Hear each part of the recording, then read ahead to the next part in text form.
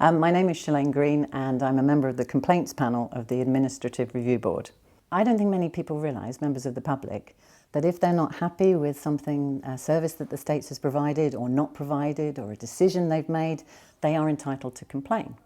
Now, first of all, they need to go through the complaints process of that particular committee.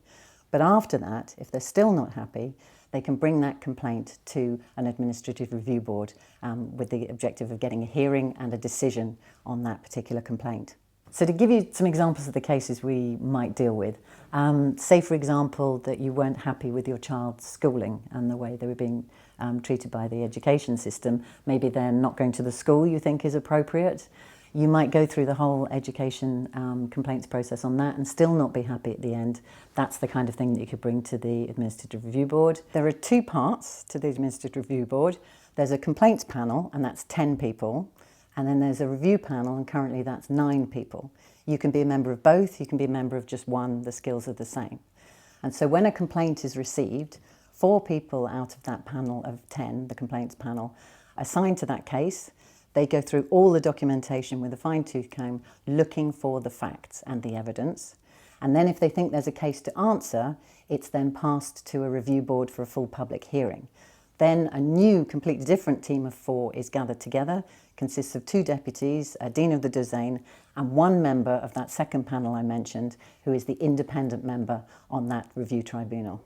There are no specific qualifications you need to be a member of either of the panels. It would help if you had some kind of tribunal or complaints experience before. Maybe you've done some legal work or whatever. At the same time, they want as diverse a panel as possible because you're representing Guernsey. They want lots of different life experiences.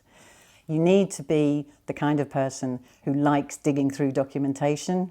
I do, I'm a bit of a nerd like that. I love gutting BAs, but that's not necessarily for everybody.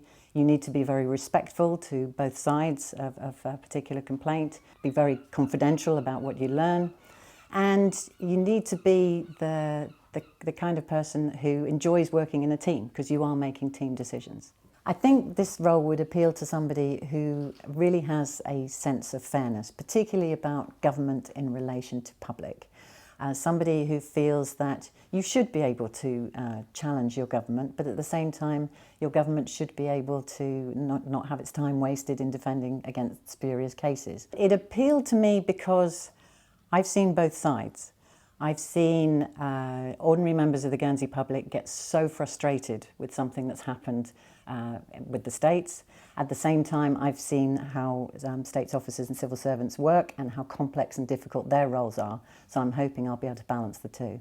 I've just completed 2 full days of training, because this is a new panel, so I've just done those. The first day was very much around the theory of it, the law that we're following, how you examine evidence, how you write up a clear decision, that kind of thing. The second day was all about role-playing cases. That was really fun.